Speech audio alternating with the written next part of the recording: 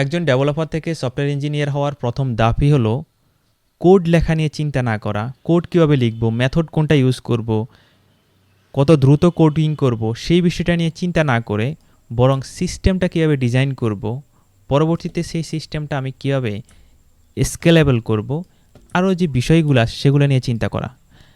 একজন সফটওয়্যার ইঞ্জিনিয়ারের আসলে কোন কোন বিষয়গুলো চিন্তা করতে হয় সেটা নিয়ে যদি আমরা একটু আলোচনা করি সংক্ষেপে, প্রথমতেই আসবে requirement analysis, architecture design, database design, API design, authentication and authorisation, security, scalability, performance, reliability, availability, logging, monitoring, এরকম আরও অনেকগুলা পয়েন্ট এটার সাথে যুক্ত আছে এবং প্রত্যেকটা পয়েন্টের আন্ডারে সাব পয়েন্ট থাকে, অর্থাৎ যে বিষয়গুলো আমাদের একজন সফটওয়্যার ইঞ্জিনিয়ার হিসাবে জানতে হবে এবং সেগুলো নিয়ে অ্যানালাইসিস, রিসার্চ যে কোনো জায়গায় ইউজ করতে হবে।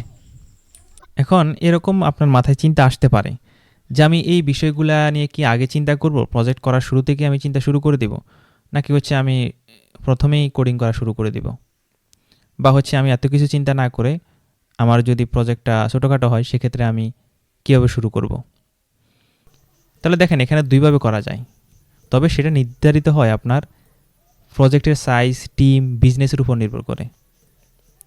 যেমন আমরা যদি এখানে 3টা সিনারিও ক্রিয়েট করি, ধরুন প্রথম সিনারিও আপনার প্রজেক্টটা স্টার্টআপ প্রজেক্ট, ছোটো প্রজেক্ট, সবচেয়ে কমন প্রজেক্ট, ধরুন একটা ব্লগ ওয়েবসাইট অথবা একটা ই-কমার্স ওয়েবসাইট অথবা একটা পোর্টফোলিও ওয়েবসাইট। সিম্পল, এগুলো তো একদমই সিম্পল, আমি জাস্ট ই-কমার্স দিয়ে উদাহরণ দেই। তো সেখানে আপনি যদি প্রথম দিকে বানাতে গিয়ে আপনি যদি চিন্তা করেন আমার 20টা মাইক্রো সার্ভিস লাগবে, কুবারনেটস লাগবে, কাফকা লাগবে, এপিআই লাগবে, এপিআই গেটওয়ে লাগবে, তারপরে আপনার রেডিয়াস ক্লাস্টার লাগবে, এগুলো যদি আপনি চিন্তা করেন তাহলে আপনার ওই প্রজেক্টটা তৈরি করতে 6 মাসের বেশি আপনার ইনফ্রাস্ট্রাকচার ডিজাইন করতেই যাবে। তাই বাস্তবতা আপনি যেটা ইউজ করতে পারেন সেটা যে মনোলিথ পদ্ধতি, যেটা আমরা সবাই ইউজ করে থাকি। সেক্ষেত্রে কি হয়, সেক্ষেত্রে আমরা জাস্ট একটা ই-কমার্সের জন্য user, product, order, payment, admin যেগুলো আমাদের নর্মালি থাকে সচরাচর, সেই বিষয়গুলো নিয়ে আমরা কাজ করব। এবং সেক্ষেত্রে আমরা ডোকার ইউজ করতে পারি, আবার ডোকার নাও ইউজ করতে পারি।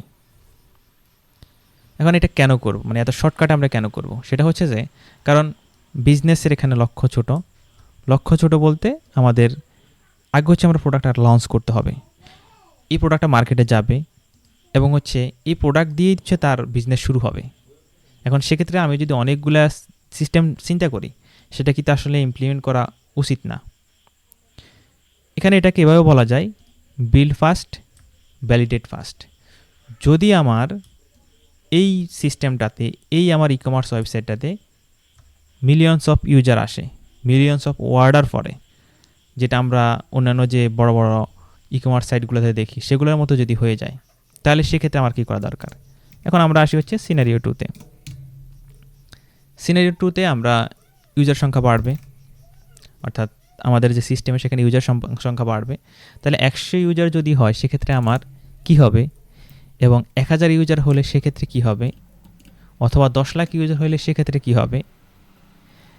তাহলে সেক্ষেত্রে আপনার অর্ডার এপিআই কি করবে, আপনার মডিউলগুলো আলাদা করবেন কিনা, যেমন আপনার এখানে ইউজার, অর্ডার, প্রোডাক্ট ইত্যাদি যে প্রত্যেকটা আপনার এপিআই ইনপয়েন্ট আছে বা যে মডিউলগুলো আছে, ওই মডিউলগুলোকে কি আপনি মাইক্রো সার্ভিস তৈরি করবেন কিনা, অথবা সেগুলোকে আলাদা করে কোনো প্রজেক্টে নিয়ে যাবেন কিনা, সেই বিষয় নিয়ে চিন্তা করতে হবে।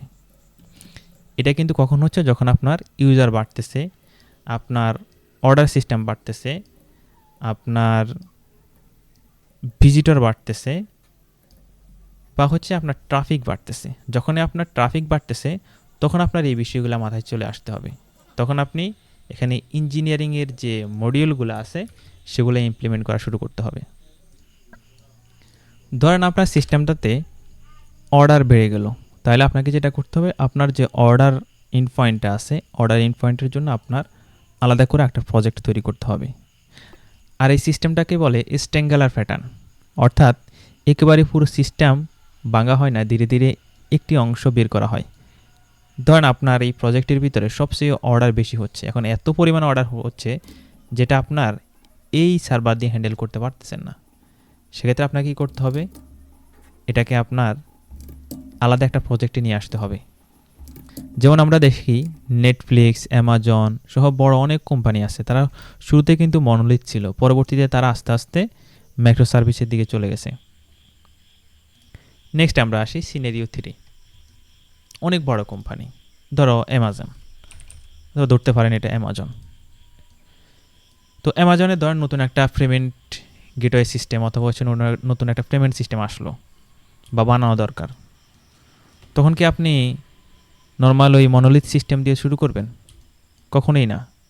তখন কিন্তু আপনাকে সেখানে কোটি কোটি ইউজার আসবে, তখন আপনার হাজার হাজার ডেভেলপার কাজ করবে, প্রতিদিন ডেপ্লয় হবে। তখন আপনাকে আর মনোলিথ সিস্টেমে চিন্তা করলে হবে না, যেহেতু আপনার প্রজেক্ট বড় হয়ে গেছে। তখন আপনাকে ইঞ্জিনিয়ারিংয়ের আরও যে প্রসেসগুলো আছে, আরও যে বিষয়গুলো আছে, সেগুলো নিয়ে বিস্তারিত আপনাকে চিন্তা করতে হবে। এখন কোশ্চেন থাকতে পারে যে তাহলে আমি প্রথম দিকে যদি করি, যেমন আমি প্রথম দিকে মনোলিথ না করে প্রথম দিকে যদি আমি এখানে মাইক্রো সার্ভিস কল্পনা করতাম, তাহলে কি হইতো? তাহলে যেটা হইতো সেটা হলো যে আপনার সময় বেশি লাগতো, আপনার সার্ভার কস্ট আসতো। হয়তো আপনি সিম্পল একটা ওয়েবসাইট, ই কমার্স ওয়েবসাইট বানাতে গেলেন, সেখানে আপনার মোটামুটি সার্ভার সহ আপনার বিভিন্ন যে বিষয়গুলো আছে সেগুলো সহ আপনি অনেক কষ্ট করে ফেলছেন, বা হচ্ছে আপনার ইউজারের জন্য অনেক কষ্ট তৈরি করে ফেলছেন।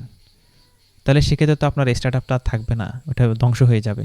বা আপনি যে সিস্টেমটা তৈরি করছেন, যার জন্য তৈরি করছেন, ও তো এটাকে অ্যাকসেপ্ট করবে না।